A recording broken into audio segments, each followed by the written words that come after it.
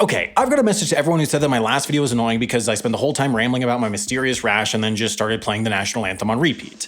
Gotcha, losers. That was a CIA psyop. I took it right out of Section 11, subsection A2 of the CIA Manual on How to Be Annoying. And yes, that's right, the CIA has a manual on how to be annoying. Now, before we dig into the juicy contents of this book, we need to answer a kind of glaring question. Why is the CIA spending money on a book about how to be annoying when they could be spending money on something reasonable, like rigging a beautiful seashell with explosives and planting it in the ocean near Cuba on the off chance that their prime minister picks it up to admire it but instead gets blown up? Well, to answer that question, we need a little bit of historical context. The book in question is called The Simple Sabotage Field Manual, and it was published by the CIA's precursor, the Office of Strategic Services, during World War II. This book was not intended for Americans, who had already mastered the art of being annoying several decades earlier. It was written for distribution in Nazi-occupied European countries like France, Norway, and Belgium. You see, when the Nazis took over these countries, they didn't just occupy their governments, they also took control of their telephone lines, their factories, their movie theaters, everything. And given that they couldn't just put German soldiers in charge of every French or Norwegian business, they had to rely on the citizens of these occupied countries to keep everything moving smoothly in their quickly expanding empire, which didn't always work out because Nazi invasions tended to turn some people off of Nazism. A lot of civilians took it upon themselves to fight, protest, or just cause chaos. Car factories across France, for example, started churning out bizarrely high rates of defective vehicles as soon as the Nazis took over. Now, the US saw this and said,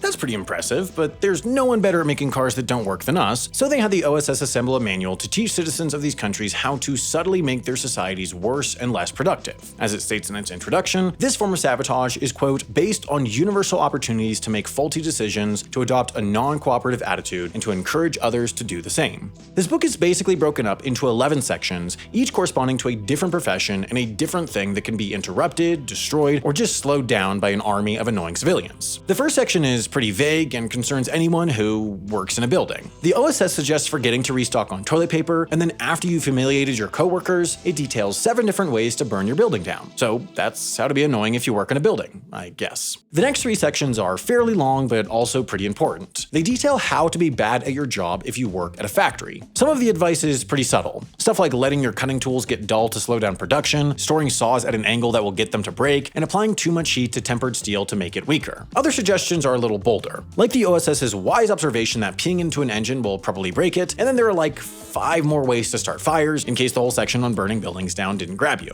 Next, we have the book section for farmers, which is just a couple of sentences that basically amount to be bad at farming, so we'll quickly move ahead to the bits about transportation. This is where the OSS gets truly petty and starts suggesting things that don't really do anything other than randomly piss people off. Stuff like, quote, issue 2 tickets for the same seat in the train, see that the food is especially bad, and wake everyone up by, quote, handling baggage as noisily as possible during the night. It also provides some guidance for non-workers, like giving people wrong directions and lying about random bridges being closed. Also some more ways to start fires, obviously. Next up is communication networks, which, as my comment section has proven, are ideal targets for unproductive members of society. Some of these tips are directed at the people actually facilitating telephone or telegraph networks, with tips like replacing the word minimum with maximum so no one knows whether it was supposed to be minimum or maximum. For those who aren't running communications networks but still have a telephone and a general distaste for fascism, the OSS suggests calling the Nazi headquarters, waiting for them to pick up, saying, oops, wrong number, and then repeating this every single day until they leave your country. The section also details how to ruin movies for everyone else, with tips like clapping loudly, coughing, talking, and releasing 2 to 3 dozen large moths that will fly into the projector beam and block the movie. I mean, we've all met that annoying guy that sneaks 2 to 3 dozen large moths into every movie under his jacket. It's the worst. In section 11, concerning office work, the OSS recommends that you should, quote, refer all matters to committees for further study and consideration, and that you should, quote, attempt to make the committees as large as possible. You should also, quote, hold conferences when there is more critical work to be done, and then after those meetings, quote, refer back to matters decided upon at the last meeting and attempt to reopen the question of the advisability of that decision. Now, I know you're probably thinking,